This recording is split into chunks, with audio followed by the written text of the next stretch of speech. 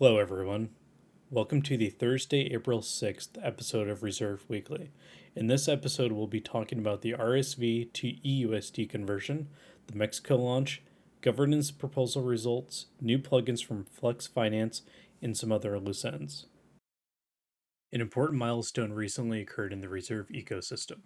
The separation between RPay and the recently released protocol was bridged.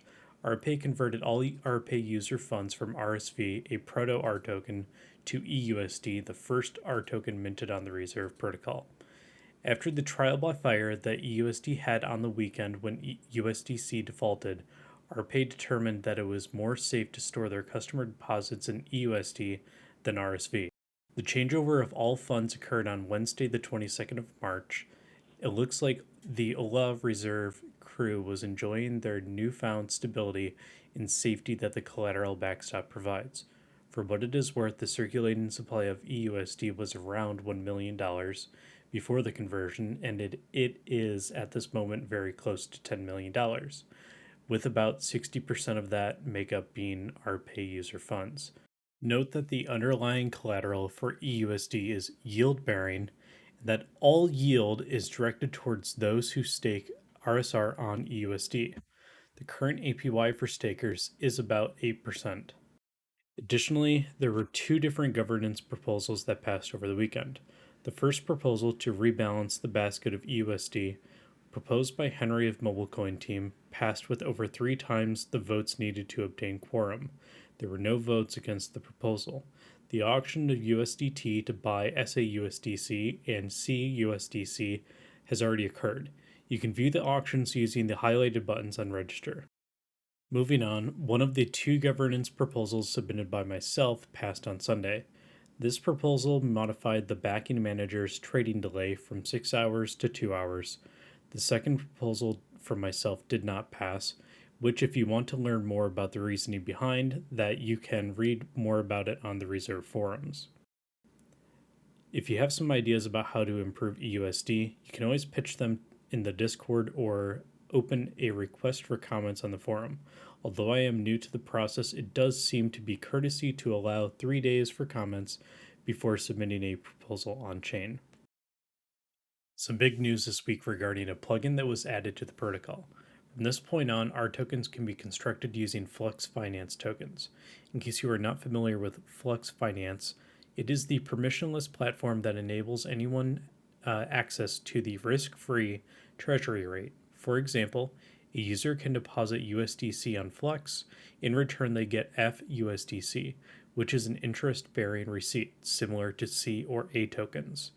FUSDC can then be used as collateral in R tokens, and the yield rate should be quite close to the risk-free rate of treasuries. Thinking back to our discussion with Thomas last week, this immediately got me thinking that this would be a popular asset for backing R tokens. But there is only $6.3 million worth of FUSDC available for composition into R tokens. A problem if we would need at least $10 to $50 million worth of this asset for a scalable R token, right? I asked Thomas this question in the Discord and received this response: it looks like scaling won't be a problem. With that said, who would want this R token? I think there is massive potential for Reserve to market a savings dollar or USD plus type token to citizens of Mexico using the Flux Finance collateral. Going back to the Reserve Medium article from March of 2022, here are a few quotes from Victoria that stood out. But in the majority of Mexico, it's extremely difficult to hold dollars, and when you can, it's normally by holding accounts that are index linked to the dollar, or require a starting fund of, say, $500 a month, unless you want high fees. And people do want to save in dollars, people try to, but sometimes the only option is cash when you can get a hold of it. So we want to start Reserve in areas where it is common practice, if not too easy, then move into the middle of the country and offer people an easy way to have a digital stable currency and to be able to bring cash in and cash out as they need it. End quote. I did some digging, and it looks like 63% of Mexicans are unbanked, or of the 120 million plus residents, that's 80 million residents. That's over 100 times larger than the current RPay user base. I'm not going to run numbers on exactly what that means, but I do think that Reserve is helping to solve an important problem. Offering Latin American residents the ability to privately save in the app and to easily transact in their local economies using these currencies is big. Our pay users in Mexico and beyond will likely understand the importance of borderless safety, such that has been demonstrated with eUSD already. Also, in other news, a new RPay social media account showed up, Hola Reserve Max.